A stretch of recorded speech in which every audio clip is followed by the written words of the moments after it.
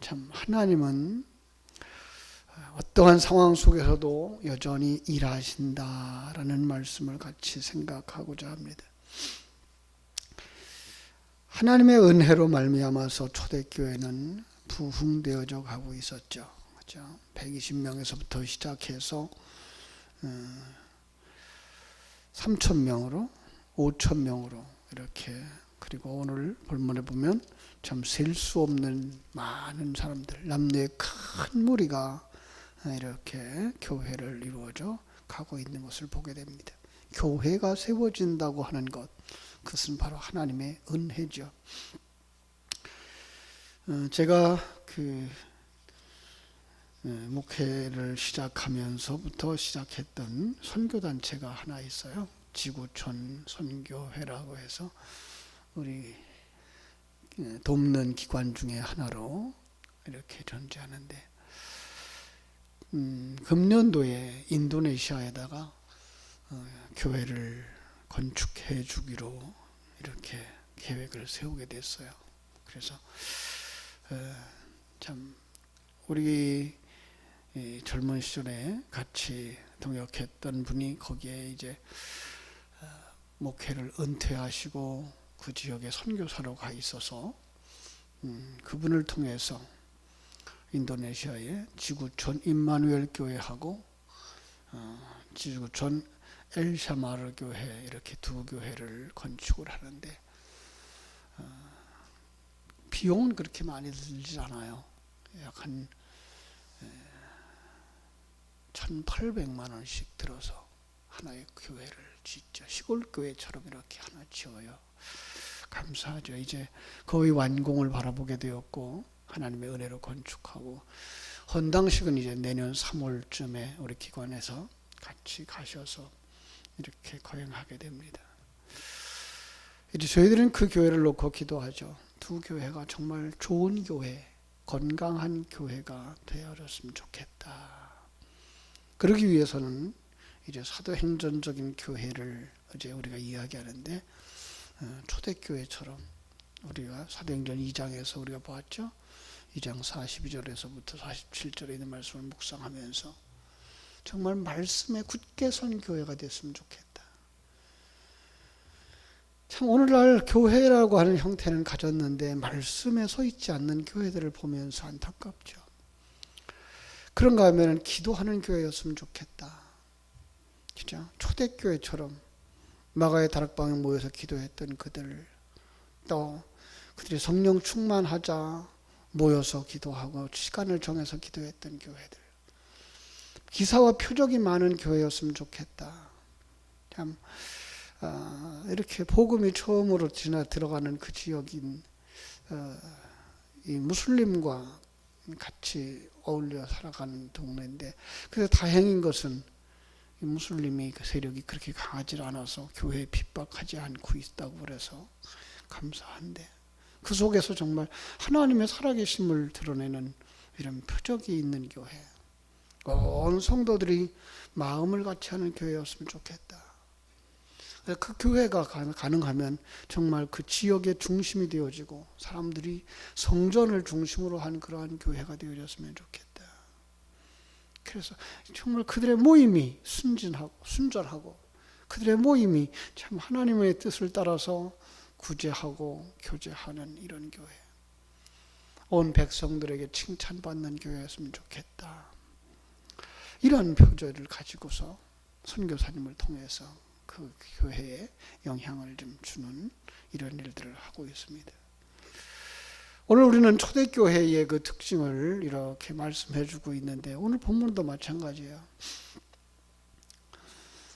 이렇게 부흥되어지는 상황 속에서 좋은 일만 있었던 것은 아니었다라고 얘기를 했죠. 5장 1절부터 11절의 말씀 속에서 참 성령이 충만하고 은혜가 충만하고 날마다 교회가 부흥되어지고 있는 그런 교회, 물건을 서로 통용할 만큼 하나님의 통치를 믿고 하나님의 섭리를 믿는 교회, 헌신하고 사랑이 있는 교회. 근데 거기에도 시험 당할 수 있는 시험거리들이 있더라는 거예요.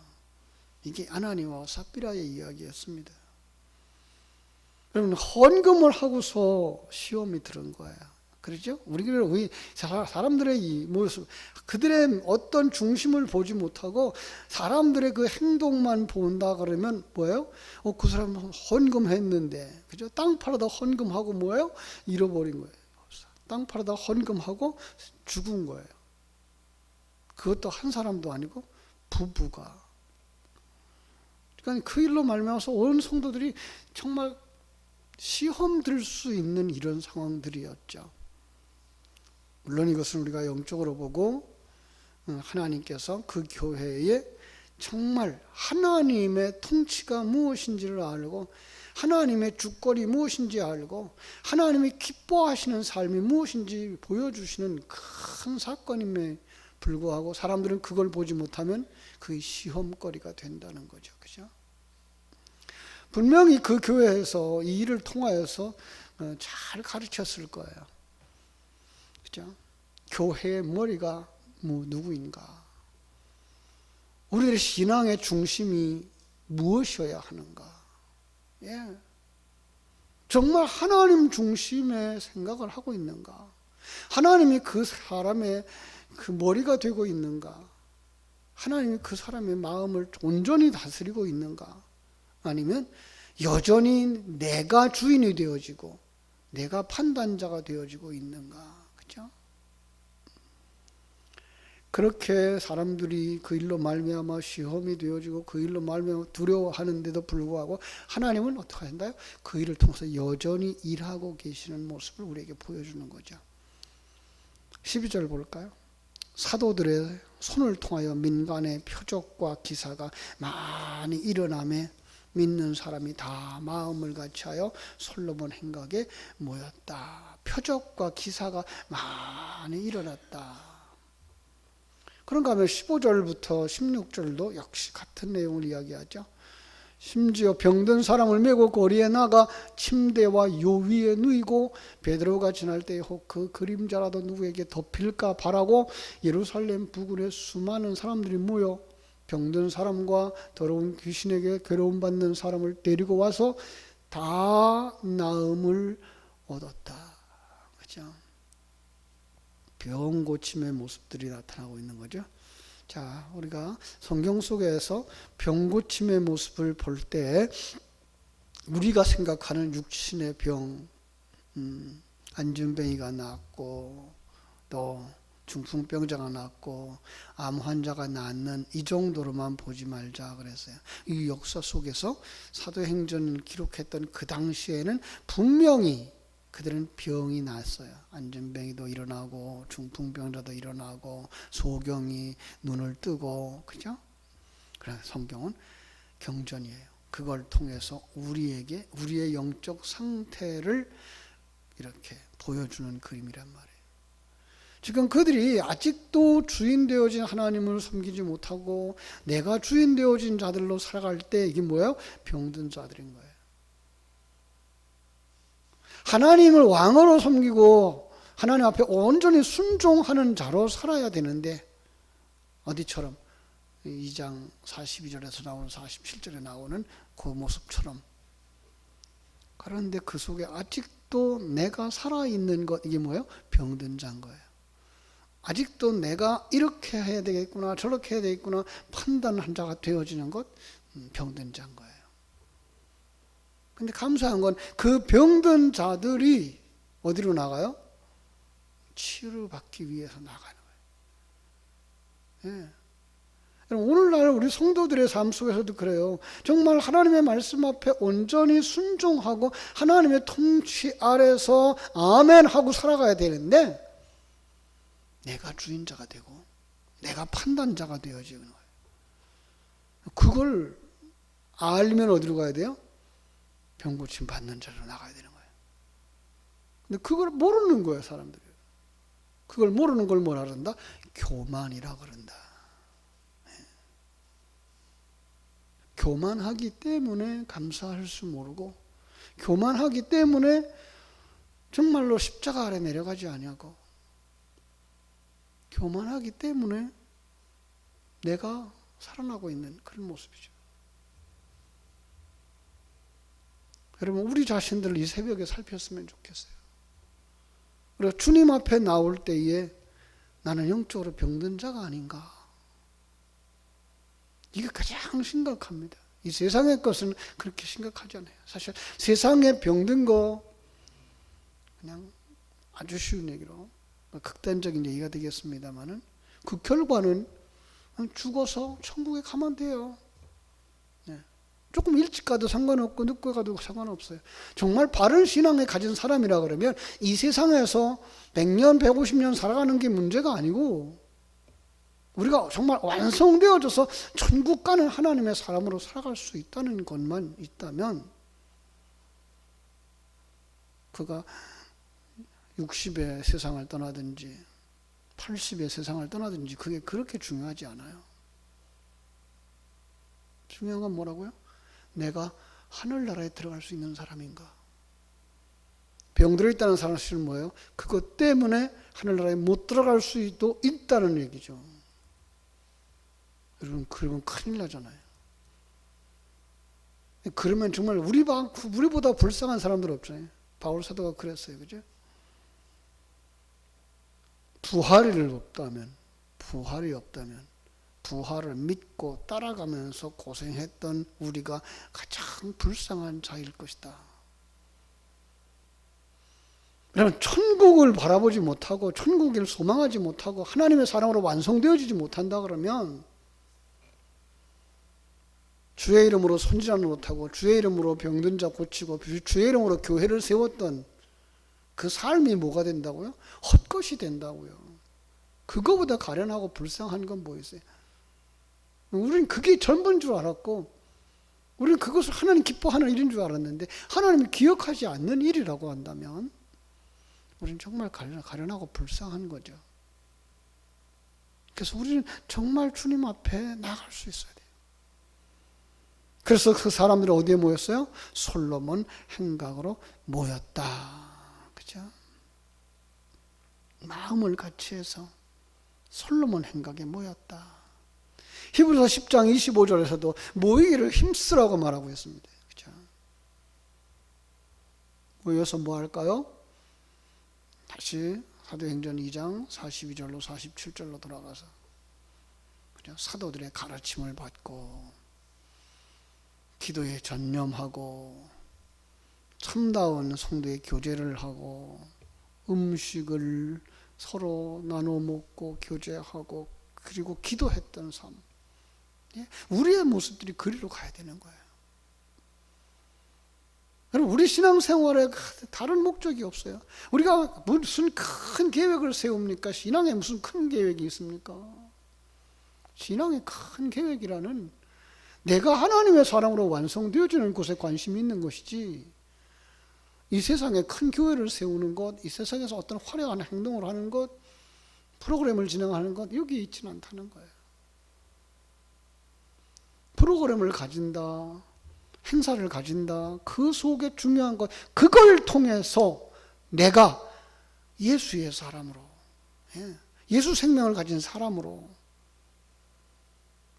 세상 속에서 빛과 소금의 역할을 감당하는 자로 세워지자는 것이지 그것이 자체가 목적은 아닌 거죠.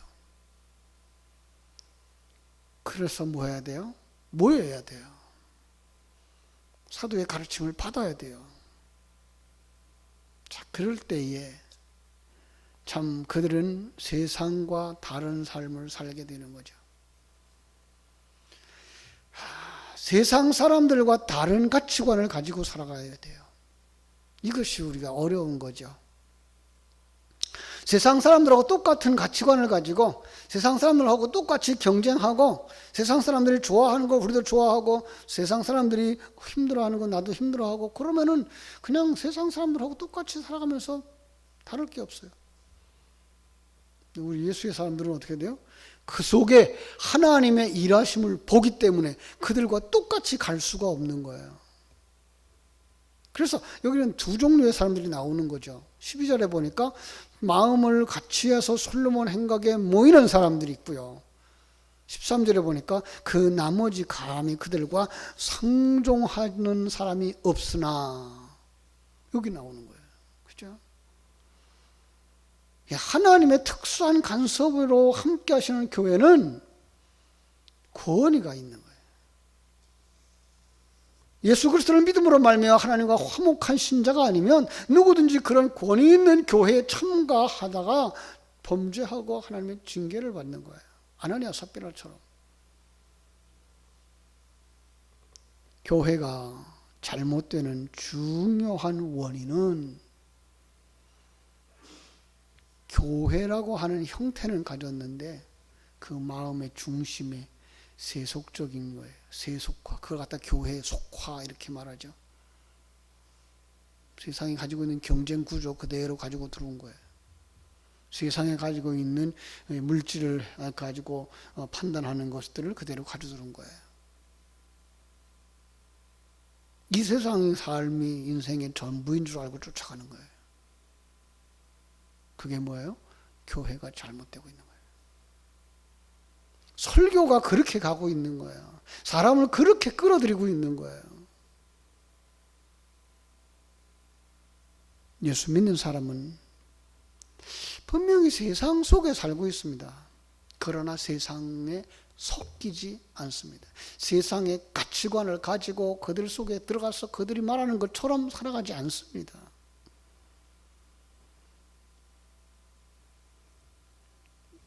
배라고 하는 존재는 바다에 있죠. 바다를 떠나서 존재할 수는 없죠. 그러나 바다 속에 들어가지는 않죠. 그죠? 바다 위에 떠 있습니다. 물에 빠지지 않는단 말입니다. 물과 구분되어진 거죠. 바로 성도들과 교회는 이렇게 구분되어져 있는 거예요. 세상으로부터. 이렇게 분명한 우리의 가치관들이 있고 이것이 옳다라고 주장할 수 있는 믿음이 있어야 어떤 역사가 일어나요? 14절 같이 믿고 주께로 나오는 자가 더 많아지는 역사가 일어나는 거예요. 그렇습니다. 정말 이 교회가 잠들어져 갈 때 가장 답답한 것이 뭐라고요? 교회가 잠들어져 가면 생명을 잃어요. 그래서 복음이 전파되질 않아요. 전도가 되지를 않아요. 우리 한국 교회도 이제 점점 전도가 힘들어지는 시대가 됐다라고 말을 합니다. 이 말은 우리가 복음의 생명력을 잃어버린 것 아닌가를 살펴볼 수 있어야 되죠.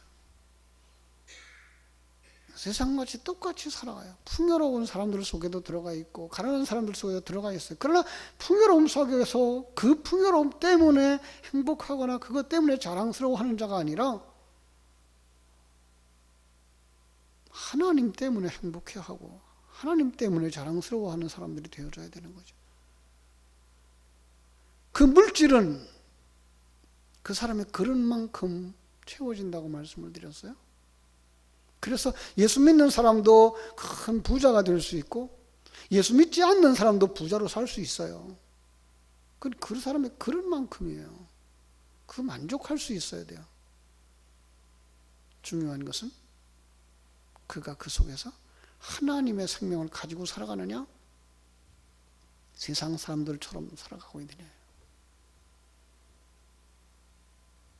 마태복음 7장에서 우리가 살폈듯이 주여 주여 하는 자마다 다 천국에 가지 않아요. 하나님의 뜻대로 행하는 자, 다시 말하면 믿음이 무엇인지 알고 하늘 생명을 가지고 하나님과 함께 동행하는 자, 하나님의 사람으로 완성되어지는 것을 소망하면서 살아가는 자. 남들이 볼 때는 조금 어리숙해 보이고 남들이 볼 때는 조금 바보 같아 보이고 남들이 볼 때는 늘 손해보는 것처럼 살아갈지는 모르지만 그의 삶 속에 예수 생명이 있는 사람, 그가 하나님의 사람이에요. 그 사람이 무슨 사람이에요? 병 고침받은 사람이에요. 육신의 병이 아니고 영적인 병. 자, 사랑하는 여러분, 오늘 이 새벽에 한번 점검해 봤으면 좋겠어요. 나는 영적인 병을 가지고 있는 건 아닌가. 그래서 교만하거나 내 판단만이 옳다라고 생각하고 함부로 판단하고 함부로 평가하고, 예. 작은 일에서부터, 가정 일에서부터, 더 나아가서는 교회 일, 나라 일까지도 우리가 감히 함부로 우리는 판단자가 되어져서는 아니 될 것입니다. 하나님은 그 속에서도 하나님의 사람들을 찾고 그들을 세워서 가정이 가정되게 하고 교회가 교회되게 하고 나라가 나라되게 해줄 것을 믿는 믿음으로 우리 하나님의 전권을 믿고 나아가는 사람들이 되어져야 할 줄로 믿습니다. 참으로 그런 사람들이 뭐예요? 하나님의 중심으로 모이는 거예요. 그래서 이제 13절에 보니까 믿고 죽기로 나오는 자가 더 많아지는 거예요. 그죠? 남녀의 큰 무들이 생기는 거예요. 오늘도 바로 우리가 그 하늘나라 생명을 가진 한 사람으로 백성들에게 칭찬 듣는 사람들, 그죠? 초대교회는 그렇게 칭찬 듣는 교회였어요. 우리 교회가 지역 속에서 칭찬 듣는 교회가 되어져야 할 줄로 믿습니다. 기도하겠습니다.